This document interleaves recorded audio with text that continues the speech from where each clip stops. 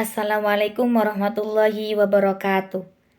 Perkenalkan, nama saya Adelia Rifkosalza dari kelas 3B Prodi PAI.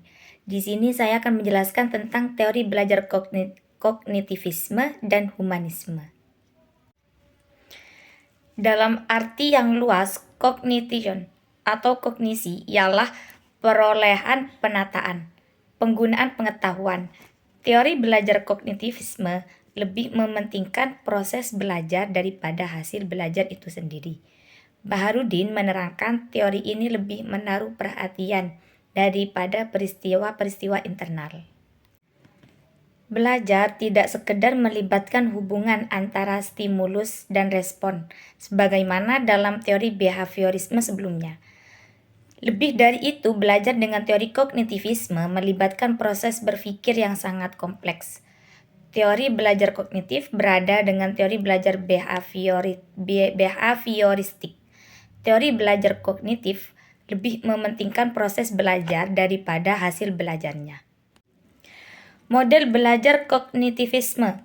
Model belajar kognitivisme mengatakan bahwa tingkah laku seseorang ditentukan oleh persepsi serta pemahamannya tentang situasi yang berhubungan dengan tujuan belajarnya. Perubahan belajar merupakan persepsi dan pemahaman yang tidak selalu dapat terlihat sebagai tingkah laku yang nampak. Teori kognitivisme mengungkapkan bahwa belajar yang dilakukan individu adalah hasil interaksi mentalnya dengan lingkungan sekitar, sehingga menghasilkan perubahan pengetahuan atau tingkah laku. Dalam pembelajaran pada teori ini, dianjurkan untuk menggunakan media yang konkret karena anak-anak belum dapat berpikir secara abstrak. Dalam teori ini ada dua bidang kajian yang lebih mementingkan proses belajar daripada hasil belajar, yaitu yang pertama, belajar tidak sekedar melibatkan stimulus dan respon, tetapi juga melibatkan proses berpikir yang sangat kompleks. Yang kedua, ilmu pengetahuan dibangun dalam diri seseorang melalui proses interaksi yang berkesinambungan dengan lingkungan. Dalam tokoh teori kognitivisme, yaitu antara lain ada Jean Piaget, Brunner, dan Asobel, Robert M. Gentny, yaitu yang mengemukakan satu, teori pengembangan kognitif dikembangkan oleh Jean Piaget. Pakar kognitivisme yang besar pengaruhnya ialah Jean Piaget, yang pernah mengemukakan pendapatnya tentang perkembangan kognitif anak yang terdiri atas beberapa tahap. Selanjutnya dikembangkan oleh Jan Brunner.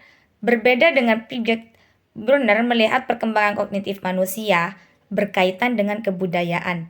Bagi Brunner, perkembangan kognitif seseorang sangat dipengaruhi oleh lingkungan kebudayaan, terutama bahasa yang biasanya digunakan, sehingga perkembangan bahasa memberi pengaruh besar dalam perkembangan kognitif. Teori kognitivisme dalam kegiatan pembelajaran. Hakikat belajar menurut teori kognitif dijelaskan sebagai suatu aktivitas belajar yang berkaitan dengan penataan informasi, reorganisasi perseptual, dan proses internal. Kegiatan pembelajaran yang berpihak pada teori belajar kognitif ini sudah banyak digunakan dalam menemukan tujuan pembelajaran, mengembangkan strategi dan tujuan pembelajaran, tidak lagi mekanistik sebagaimana yang dilakukan dalam pendekatan behavioristik. Kita lanjut pada teori humanisme. Teori humanistik sebagai reaksi terhadap teori psikodinamik dan behavioristik. Para teoritikus humanistik meyakini bahwa tingkah laku manusia tidak dapat dijelaskan sebagai hasil dari konflik-konflik yang tidak disadari maupun sebagai hasil conditioning yang sederhana. Teori ini berfokus pada pentingnya pengalaman disadari yang bersifat subjektif dan self-direction. Penjelasan selanjutnya yaitu teori humanistik merupakan sesuatu yang bersifat penting dalam pembahasan pembelajaran. Dalam teori belajar humanistik, proses belajar harus berhulu dan bermuara pada manusia itu sendiri. Meskipun teori ini sangat menekankan pentingnya isi dari proses belajar, dalam kenyataan teori ini lebih banyak berbicara tentang pendidikan dan proses belajar dalam bentuknya yang paling ideal. Adapun tokoh-tokoh teori humanistik ini, penulis uraikan beserta pokok-pokok pemikirannya, yaitu ada dua, ada Arthur Combs dan Abraham Maslow. Yang pertama Arthur Combs. Pada tahun 1912 sampai 1999, Combs memberikan lukisan persepsi diri dan dunia seseorang seperti dua lingkaran besar dan kecil, yang bertitik pusat pada satu lingkaran kecil. Yang kedua dari Abraham Maslow. Maslow mengemukakan bahwa individu berperilaku dalam upaya untuk memenuhi kebutuhan yang bersifat hierarkis. Pada diri masing-masing orang mempunyai berbagai perasaan. Takut seperti rasa takut untuk berusaha atau berkembang, takut untuk mengambil keputusan, takut membahayakan apa yang sudah ia miliki, dan sebagainya.